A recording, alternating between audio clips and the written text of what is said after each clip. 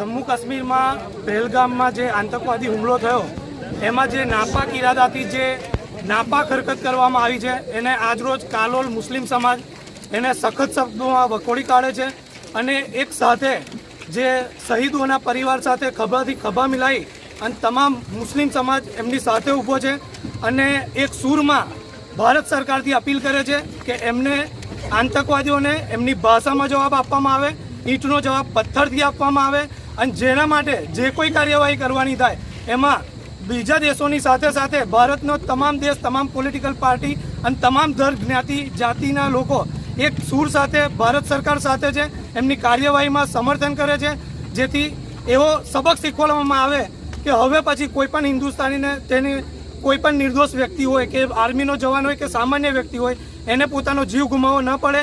બસ એટલી ભારત સરકારથી અપીલ છે. જય હિન્દ, જય ભારત, જય જય ગરવી ગુજરાત, ઇન્કલાબ જિંદાબાદ, હિન્દુસ્તાન જિંદાબાદ. આપણું નામ? Thank you. મારું નામ એડવોકેટ પરવેઝ શેખ, કાલોલ.